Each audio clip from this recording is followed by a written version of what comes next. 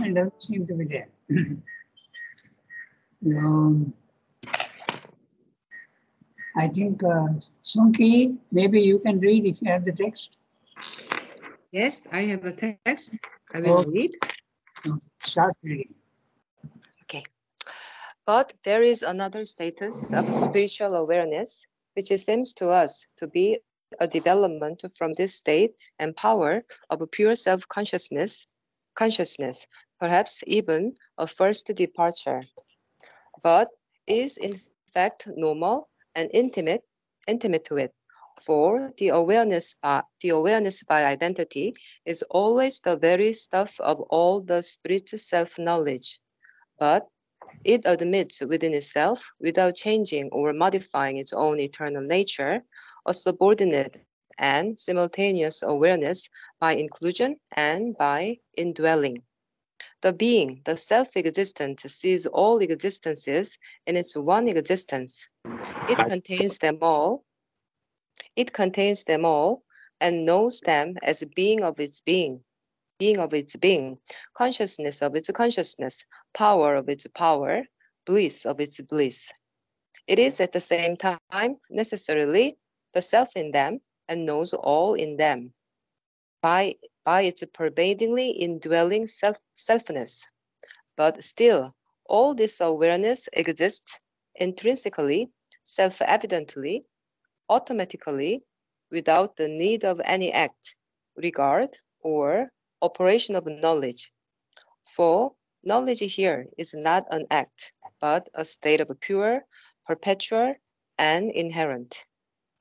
At the base of all spiritual knowledge is this consciousness of identity, and by identity, which knows or is simply aware of all as itself.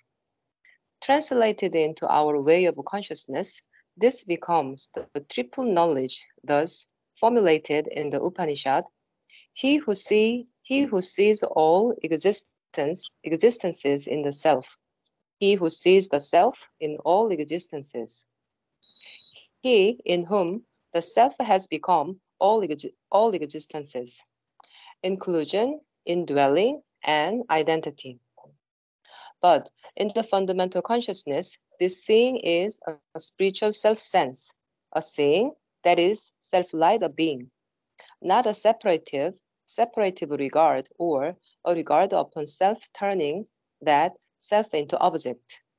But in this fundamental self-experience, a regard of consciousness can manifest, which, through inherently possible, an inevitably self-contained power of spirit is not a first active element of the observed intrinsic self-luminousness and self-evidence of the supreme consciousness. This regard belongs to or brings in another status of the supreme spiritual consciousness, a status in which knowledge as we know it begins. There is a state of consciousness, and in it, intimate to it, there is an act of knowing. The spirit regards itself, it becomes the knower and the known, in a way the subject and object, or rather the subject-object in one, of its own self-knowledge. But this regard, this knowledge is still intrinsic, still self-evident, an act of identity. There is no beginning of what we experience as separative knowledge. Okay. So the chapter is the knowledge by identity and also by separation. So he has given you. We'll start reading this one. Okay. And before we do that, we will look at what he has said earlier. 1 week ago, okay, what he has said earlier, we'll have to see. Just 1 second. Let me get the text. Yeah. So in the previous paragraph, what he has said, I'm reading out the summary. Okay? These are my words. Don't look for it in the text. Just listen to the summary. In the timeless consciousness of the self, Sat and Chit are one. Okay? Consciousness and substance, subtlest substance, are united. There is immutability, no action, because Shakti is held back. Power, Shakti is held back and does not move into action. Then moving into action comes later on. Okay? It comes in the, it begins in the supermind, and in overmind it becomes very active.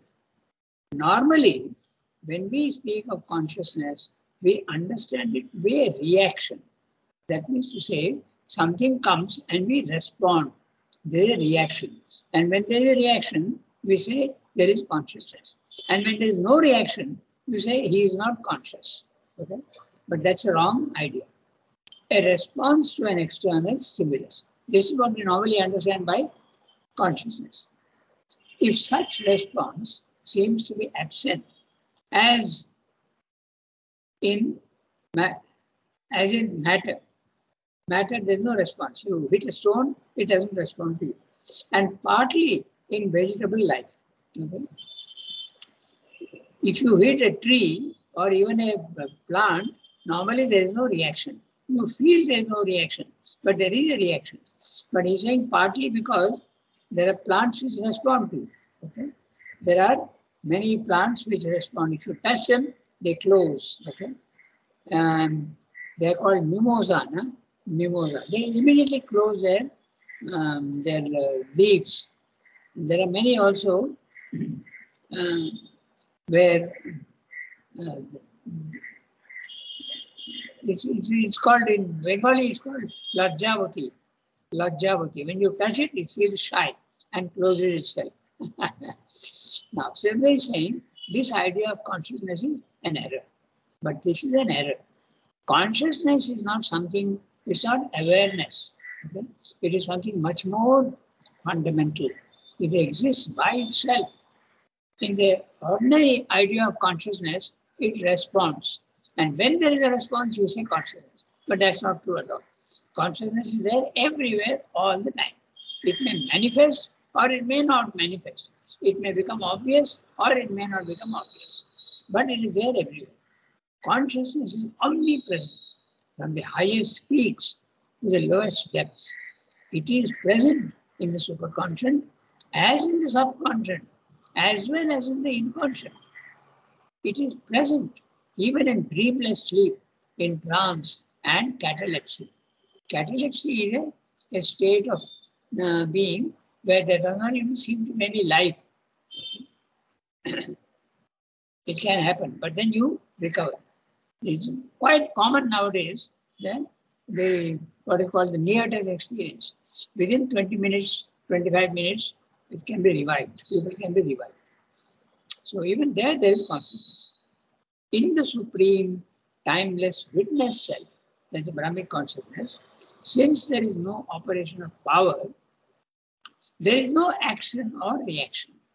Here, in that consciousness, existence and consciousness and being are one and the same. It's a substance which is conscious of itself. There is no need of knowledge because knower and the known are the same. Spirit is all that exists. So it knows the universe as its own being. This is what we call knowledge by identity. This identity may be described as, there are three. The one that has itself become the many, okay, may be described as the one that has become itself the many. The other two modes will be described in the next para. This is what he said earlier. So now in this para that we're going to read today, all the three modes of identification come in. The one that becomes the many, the one that includes the many, and the many that includes the one. Okay. All these things will he is describing what we read today just now. The two other modes will be described in the next para. That next para we have just read and we are going to now look at it in detail. Okay. The three modes of the being described is the one in the many. Okay. The one in the many, the divine is there in many, in the stone, in the insect, in man, in animal, in the tree, everywhere. Okay, that is the one in the many. And the many in the one is a cosmic consciousness. You are When you experience the cosmic consciousness, you feel that the whole universe is within you. So that is the many in the one. And finally, there is the one becoming the many.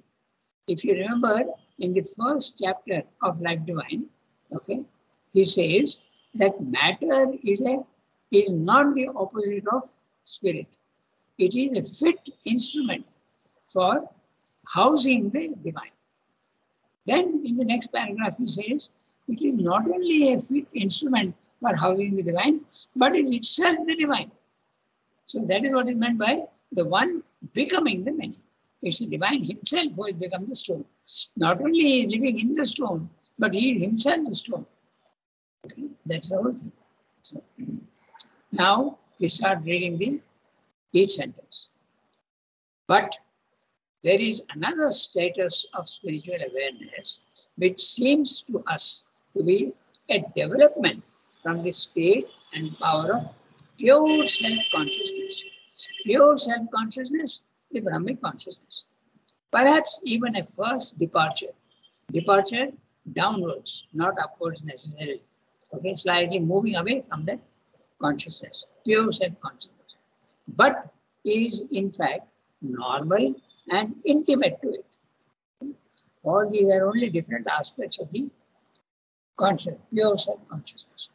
For the awareness by identity is always the very stuff of all the spirit's self-knowledge. The divine, when he is creating the world, he is creating the world within himself. Okay? There is nothing else except him. So, naturally, he knows everything with self-knowledge. You are, the human being is seemingly separated, but when by yoga he goes to that spirit, he understands everything, and he also has the experience of the spirit's self-knowledge. You get the knowledge within yourself. But it admits within itself, without changing or modifying its own eternal nature, a subordinate and simultaneous awareness by inclusion and by indwelling. So, inclusion is the many in the one. The many are included in the one divine consciousness. That is inclusion. And by indwelling, the one enters into the many and dwells there. He dwells in the plant, he dwells in the insect, he dwells also in the stone, let alone the human beings. It is there everywhere. Indwelling. So you have these three ways of the divine expressing himself: transcendent, cosmic, and individual. And in slightly different way they put it: the one in the many in the one, and the one becoming the many. I read the next sentence. The being, the self-existent, sees all essences in its one existence. Now, existence and existent, you have to understand the difference between the two. Existence is the subtle substance. It is that which is subtlest substance, which is there everywhere. It's a substance. That is impersonal, the one existent. But when you are saying the being, the self-existent, it is the personal aspect of the divine who is also imperfect, who is also impersonal, and that is self-existent. Not the difference between the two. So he exists by himself, but he sees everything in his own existence. Okay? It's like the poet who includes all his poems in himself. He knows each poem. Okay? So that's this is an image which Srimad has given elsewhere. Okay? The being. Now, when he's talking of the being here, he's talking of the one who is conscious. Normally, when you speak of being, it can have many meanings, and you have to see in the context. Here, in the context, very clear, he's putting a comma after being and saying the self-existent.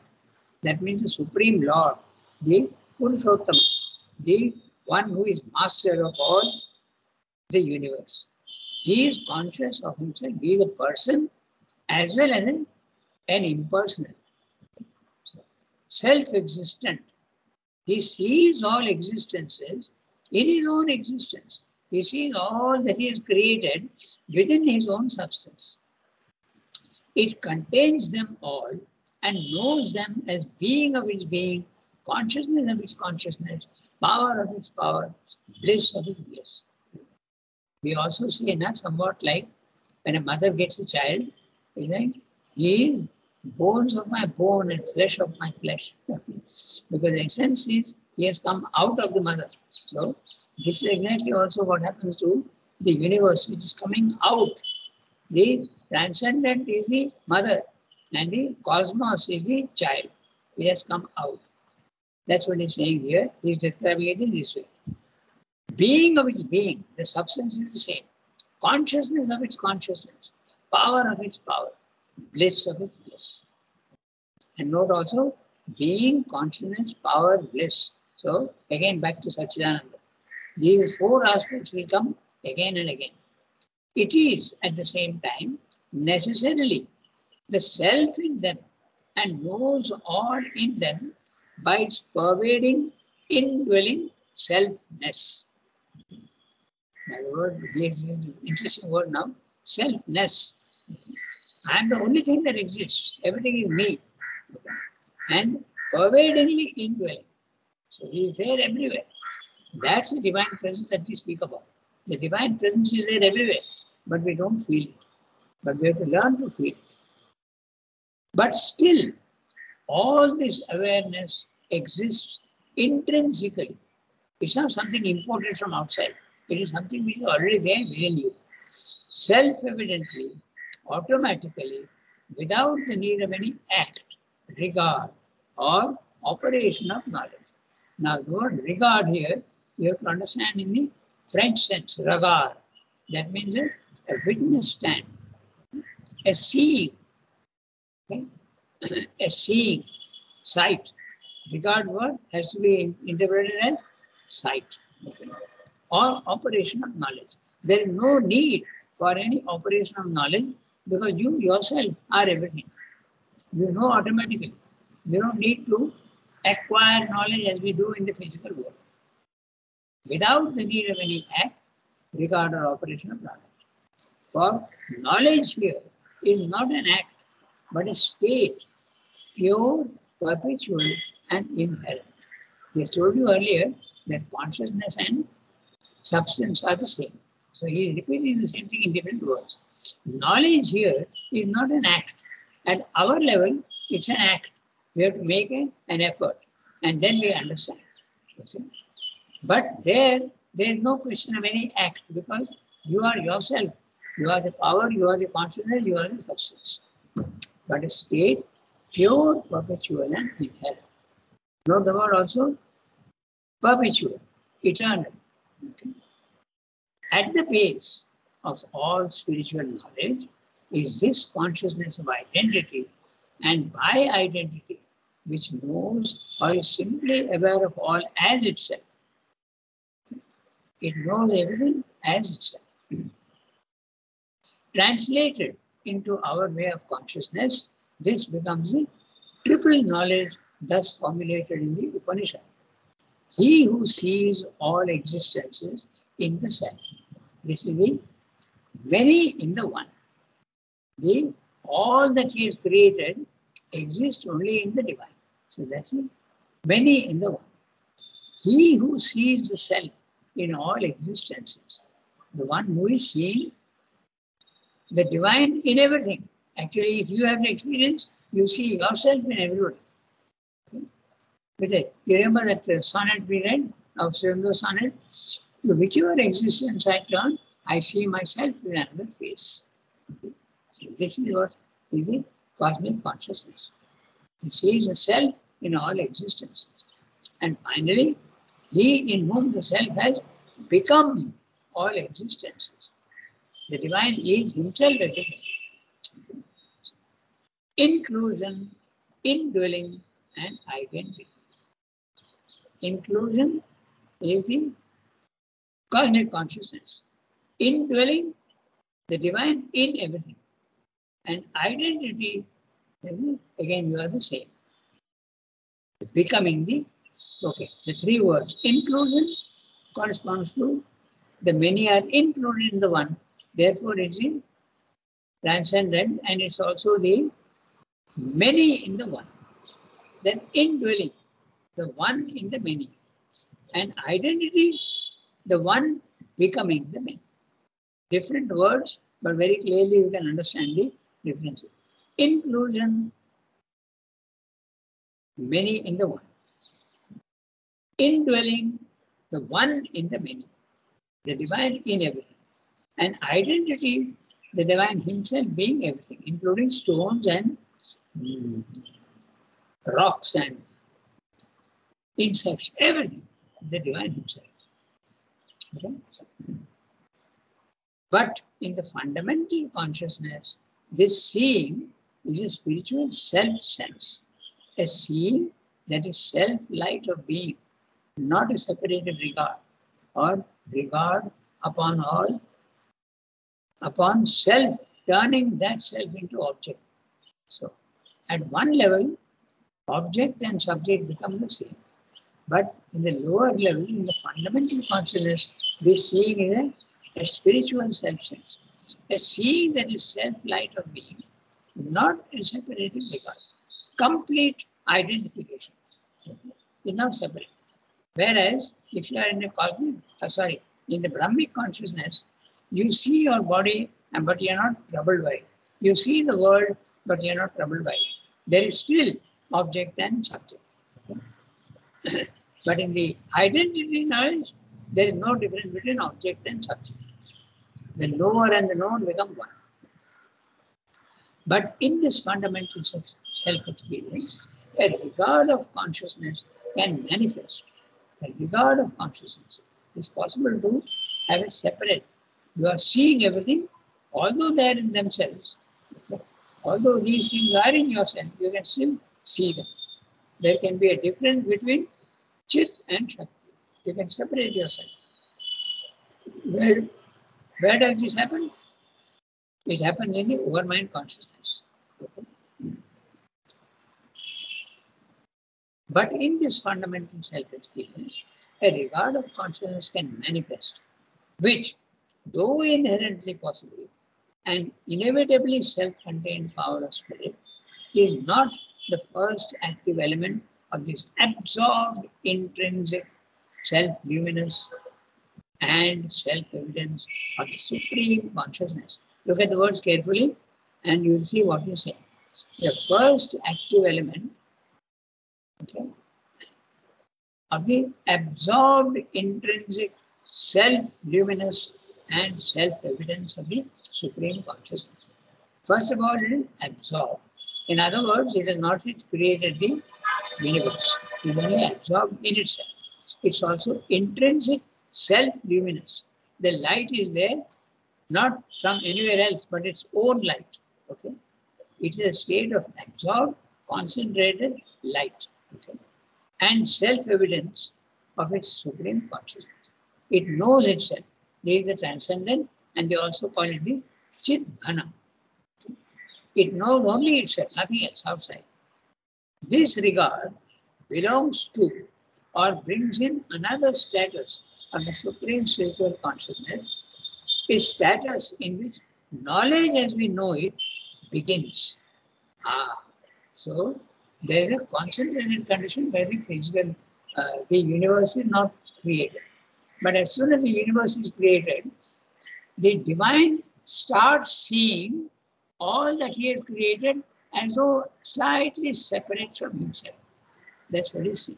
It is the overmind consciousness, or if you want, the third status of supermind, that this action starts. A separation starts. Okay? Knower and knowns start becoming separate. That's what he sees. Okay? This regard belongs to or brings in another status of the supreme spiritual consciousness. A status in which knowledge as we know it begins. Knowledge as we know it, what does it suggest? There is a knowledge and there is a knower, as we know. Okay? So that means separation starts. Okay? Very clear. Okay? separation stops. Object and subject come into the picture. Although at that level, the objects are within the subject, and yet there is a difference. It becomes a knower and the known. In a way, the subject and object, or rather, the subject object in one of its own self-knowledge. But this regard, this knowledge is still intrinsic, still self-evident, an act of identity. There is no beginning of what we experience as separating knowledge. So it is not yet separated knowledge.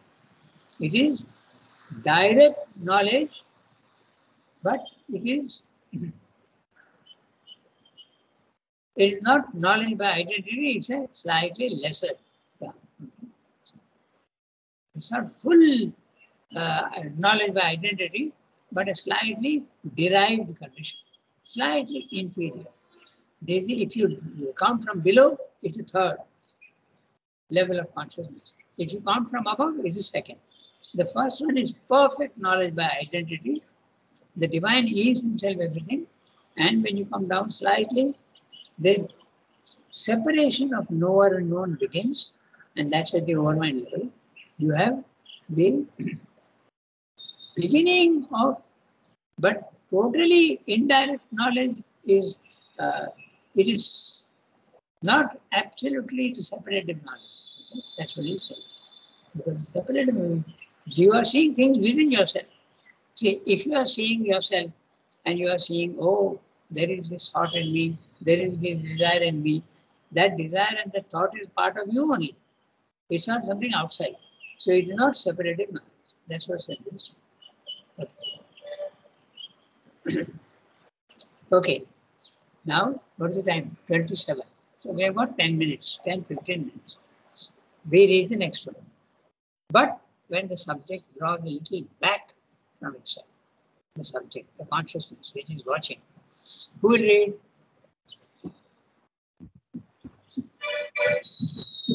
Oh, today Shilpa is there? Oh, they've come. Yes, Okay. Okay, Shilpa, will you read? yes, Rangada, I can. You have the text, no? Shall I read? Yeah, please. But when the subject Yes. draws. But when the subject draws a little back from itself as object, then certain territory powers of spiritual knowledge, of knowledge by identity, take their first origin. There is a spiritual intimate vision, a spiritual pervasive entry and penetration, a spiritual feeling in which one sees all as oneself, feels all as oneself, contact all as oneself. There is a power of spiritual perception of the object and all that it contains or is perceived in an enveloping and pervading identity. The identity itself constituting the perception. There is a spiritual conception that is the original substance of thought, not the thought that discovers the unknown, but that which brings out the intrinsically known from oneself and places it in self space, in an extended being of self awareness as an object of conceptual self knowledge. There is a spiritual emotion, a spiritual sense. There is an intermingling of oneness with oneness, of being with being, of consciousness with consciousness, of delight of being with delight of being. There is a joy of intimate separateness in identity, of relations of love, joined with love in a supreme unity. A delight of the many powers, truths, beings of the eternal oneness, of the forms of the formless, all the play of the becoming in the being found its self-expression upon these powers of the consciousness of the spirit. But in their spiritual origin, all these powers are essential, not instrumental, not organized, devised, or created. They are the luminous self-aware substance of the spiritual identical, made active on itself and in itself, spirit made sight, spirit vibrant as feeling, Spirit's self-luminous as perception and conception. All is in fact the knowledge by identity, self-powered, self-moving in its multitudinous selfhood of one awareness. The Spirit's infinite self-experience moves between sheer identity and a multiple identity, a delight of intimately differentiated oneness and as and an absorbed self-raptures. This whole para is full of all sorts of seemingly oxymoronic opposites. Look at that last sentence. Intimately differentiated oneness. There is a oneness, but there is a differentiation of it. Okay? It's like mangoes on one tree. All the mangoes are essentially the same, and yet they are different. Okay? So this is the cosmic consciousness. In the cosmic consciousness, you see everybody separately. You see others as what they are. I may see Yasmin as Yasmin. I may see Archana as I see Shilpa as Shilpa. But they are all part of me. That's a cosmic consciousness. That's what he's talking about. Okay. Now, we still have some time. What I'll do, I'll just read the summary of what he has said. And if you have time, we may not have time. So I'll just read the summary, and next time we'll redo this in detail. Okay. So what he's saying in this para. Okay. So let's see. He's saying, just one second.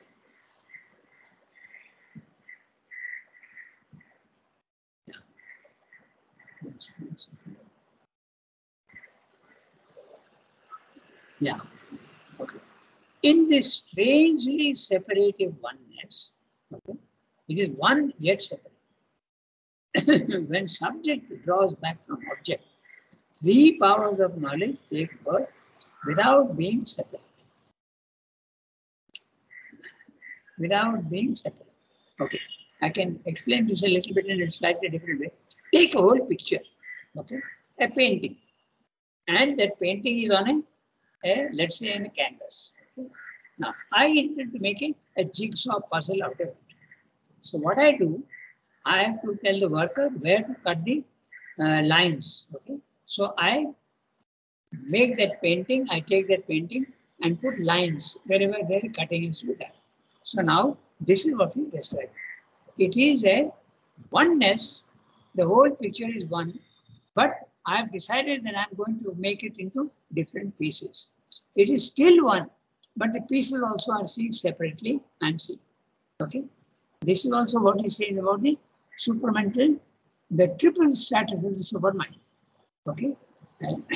I'll give you the picture and then you think about it. So first, when the one wants to become the many, he decides where to put the lines. So he takes the whole cosmos and puts lines. Okay.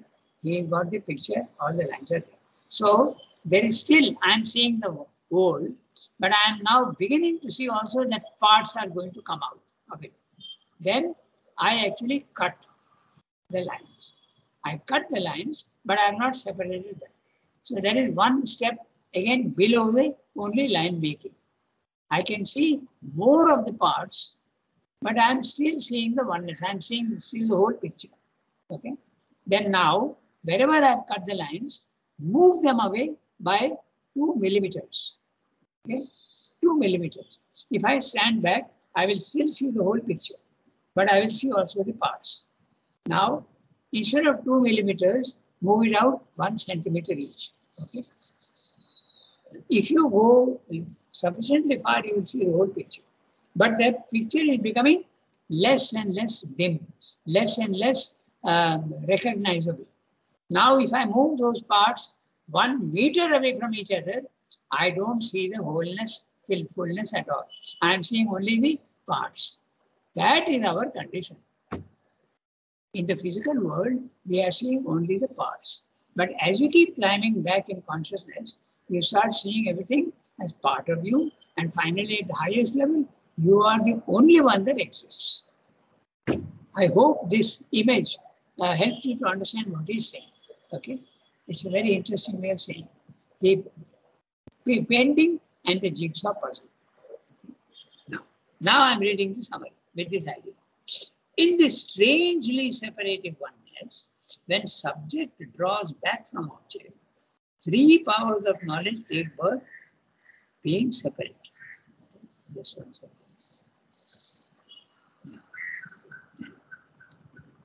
Spiritual intimate vision.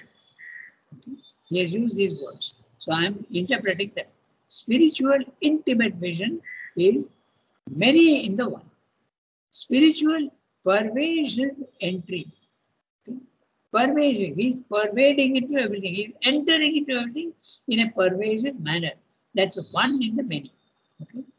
Spiritual feeling in which the one sees all as oneself, the one becoming the many. So three. First is spiritual intimate vision, many in the one. Spiritual pervasive entry, one in the many. Spiritual feeling in which the one sees all as oneself. Sees all as oneself. One becoming the many. Here, substance of consciousness, infinite and eternal, does not need to seek for knowledge outside itself. It knows and finds the object within itself and places it in front so as to see and experience it. This operation of subject being object within itself is repeated for substance, it is repeated for consciousness, it is repeated for power, it is repeated for bliss. What I mean to say is, we began the entire thing by a picture. Now take that picture to be consciousness. But when we saw, first of all, it's only a substance. So it is substance, the one substance becoming the many. Then you think of that picture as consciousness. That also is the same separated from happens. And whether it is power also same thing happens, and whether it is bliss. So this triple way of knowledge, essentially one, becomes threefold in the normal waking consciousness of man in the physical world. But above it is a single identity in multiple identity. This is what Sri Aurobindo calls the derivative knowledge by identity. It is a degraded or lessened knowledge by identity. In the next para, he describes knowledge by separative but direct knowing. This is the third degree of knowledge viewed from the supreme heights. Okay. So, these are he is describing the four methods of knowledge. Okay. Just to summarize, so that if we repeat, it becomes very clear. At the lowest level, our level, I can know things. I can see things. Okay, I can see a tree, but that tree is separate from me. Okay, so it is, and also I am using my senses. So it is indirect, separative knowledge at the lower level. When you go into the intraconscious, okay, you are using subtle senses. You are not using gross senses. So you are seeing things, but without senses. There is direct knowledge, but it is separated. That description I can say, if I am looking at, let us say I am looking at Jasmine, I can see her thoughts. Okay, but still her thoughts are her thoughts, not mine, but I am seeing them. This is the second level of knowledge. This is direct but separated. Direct because I am not using senses. The fourth level, okay, is direct, non-separated knowledge by identity. Now I come down one notch, and the third level is the same, but with a slight diminution of power and way of seeing. So this is what is the four levels of consciousness. This is what is describing in the chapter. So we stop here today, and next time, if you want, we will read it. You have to decide. Okay. Yes, sir.